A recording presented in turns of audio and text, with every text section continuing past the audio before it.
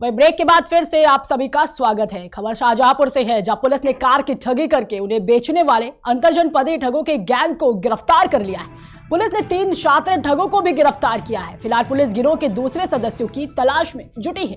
वहीं ठगों की निशानदेही पर पुलिस ने अलग अलग जगहों से 13 लग्जरी कारें भी बरामद की हैं। इस मामले पर पुलिस का कहना है कि जल्द इस गिरोह के दूसरे सदस्यों की भी गिरफ्तारी कर ली जाएगी।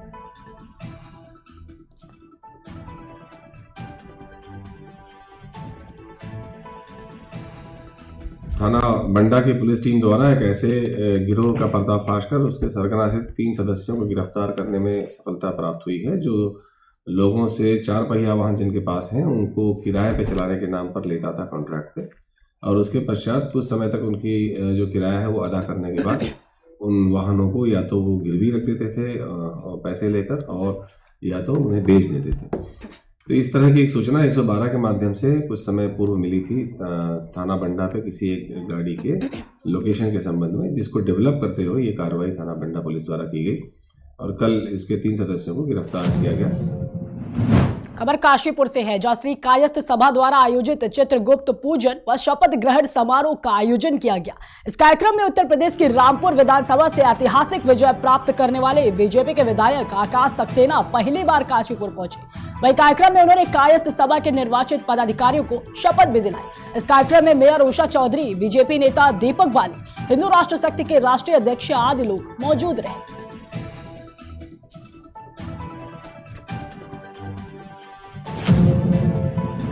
वही खबर सिद्धार्थनगर से है, जहां पेट्रोल पंप पर मोटरसाइकिल में अचानक आग लग गई। आग इतनी जबरदस्त थी कि मोटरसाइकिल के आग लगने का वीडियो भी सोशल मीडिया पर काफी वायरल हो रहा है। बताते चले कि आग लगने से पेट्रोल पंप पर भगदड़ मच गई।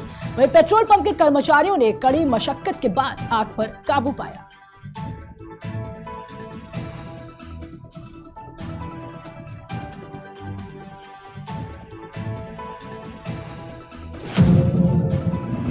खबर भागलपुर से है, जहां एक और बिहार के शिक्षा मंत्री चंद्रशेखर के खिलाफ जगह जगह प्रदर्शन हो रहा है, तो दूसरी तरफ विभिन्न संगठन से जुड़े हुए अयोध्या के संत परमहंस के बयान का भी विरोध किया जा रहा है। आपको बता दें कि अयोध्या के संत परमहंस द्वारा शिक्षा मंत्री का जीवा काटकर लाने वाले को 10 करोड़ रुपए देने की बात कहे जाने के खिलाफ तिलका मांझी भागलपुर विश्वविद्यालय प्रवेश द्वार के समीप संत परमहंस समेत मनुस्मृति तथा बंच ऑफ थॉट्स का पुतला दहन किया गया।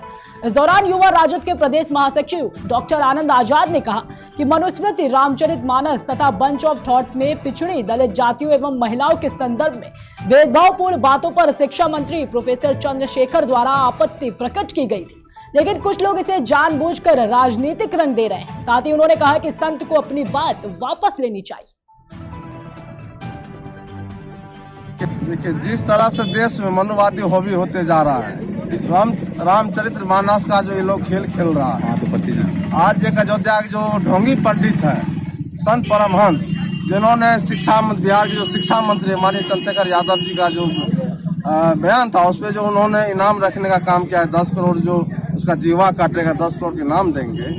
तो मैं कहना चाहता हूँ छात्र राजद की तरफ से, ए ढोंगी बाबा, अपने आप को संभाल लो। ये जो रामचरितमानस का ढोंग रच रहे उसको यथाशक्ति बंद करो, नहीं तो यार पार की लड़ाई लड़ी जाएगी और मनुवादी जो आप चला रहे हैं देश में नहीं चलने देंगे हम।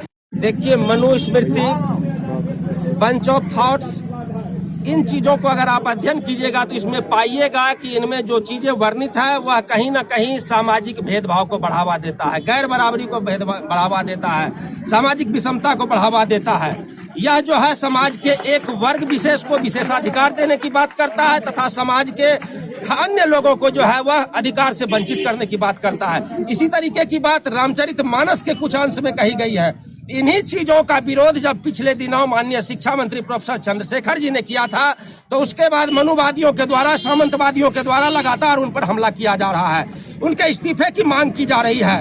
और आप देखे होंगे कि अयोध्या के एक संत हैं, उनके द्वारा यह घोषणा कर दिया गया, बिल्कुल आतंकी की तरफ फतवा जारी किया गया है, जो कोई भी उसका जीवा काट करके लाएगा उसको 10 करोड़ रुपया इनाम दिया जाएगा। वो ऋषिगण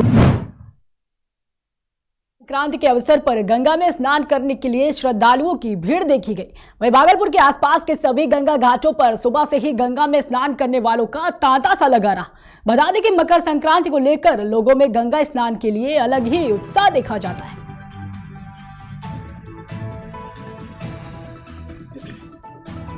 वो ऋषिगण लोग थे, यहाँ से स्नान करने गए थे गंगा सागर। तो गंगा सागर जाने के बाद वहाँ से स्नान किया था, तो गंगा में ही स्नान करने के बाद उन लोगों का उद्धार हुआ था। उद्धार होने के बाद जब से ये परंपरा चल गई। मकर संक्रांति गंगा सागर का मेला सबसे बड़ा ऐतिहासिक मेला लगता है मकर संक्रांति पर, सबसे बड़ा। तो यहाँ का पुनर्जन्म गंगा का पुनर्जन्म तो यहाँ गंगा का कई हजार वर्षों हो गया। यहाँ संत ऋषि रहते थे, आते जाते थे, उनका कमंडल बहा था। उन्होंने गुस्से में गंगा को लुप्त कर दिया, पान कर गए थे। तमाम संत महात्मा और ऋषियों ने जो है तपस्या किया, रामचंद्र जी आग्रह किए। उसके बाद फिर उन्होंने जंगा चीर करके गंगा को पुनः जन्म दिया। उन्होंने गंगा को जंगा चीर के बाहर फेंका उत्तर दिशा में। तो उत्तर दिशा में फेंका, तब से उत्तर वाहिनी गंगा में नहाने से ज़्यादा ही महत्व मिलता है, ज़्यादा शुभ मानते हैं। और भारत में अपना 2 ही जगह है, एक बनारस में उत्तर वाहिनी गंगा और यहाँ बिहार में सुल्तानगंज। बाकी 2 गंगा ये पूर्वजों से चली आ रही है उत्तर वाहिनी गंगा के नाम से। और दोनों जगह देखिए हरिश्चंद्र घाट बना हुआ है, शमशान घाट, वहाँ का भी नाम है हरिश्चंद्र घाट। और यहाँ भी जो सुल्तानगंज में शमशान घाट है उसका भी नाम हरिश्चंद्र। वो ऋषिगण।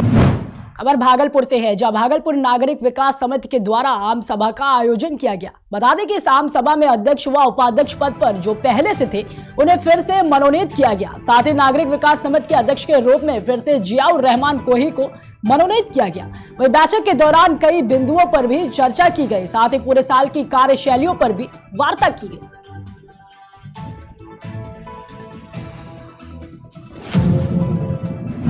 वही खबर एटा से है, जालीगंज के गांव बिलसर पछाया में मकर संक्रांति के उपलक्ष्य में खिचड़ी भोज के कार्यक्रम का आयोजन किया गया।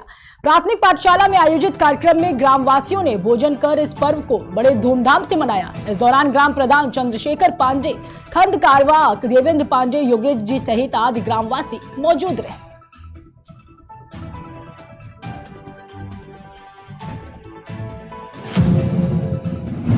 खबर हापुड़ जिले से है, जहां गढ़मुक्तेश्वर के अंतर्गत तीर्थ नगरी ब्रजघाट में मकर संक्रांति का पावन पर्व शांतिपूर्ण संपन्न हुआ।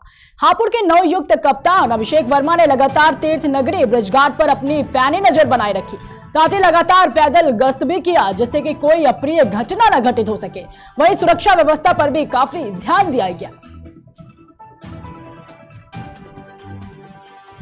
मकर संक्रांति का जो स्नान है चल रहा है, हमारी पुलिस फोर्स अर्ली मॉर्निंग से यहाँ पे घाट पर मौजूद थी। हमारे सीओ और उनका पूरा थाने की टीम थी यहाँ पर मौजूद है। अभी तक स्नान बहुत सकुशल संपन्न कराए जा रहे हैं और आगे भी जो यहाँ शरणार्थी आए स्नान करेंगे, हमारी कोशिश रहेगी कि बिना किसी ट्रैफिक जाम के और सकुशल तरीके से उनका स्नान संपन्न। बाकी लगातार क्योंकि बहुत इम्पोर्टेंट जगह यहाँ आसपास के सभी जनपदों से, दिल्ली से, हरियाणा से लोग आते हैं तीर्थ के लिए।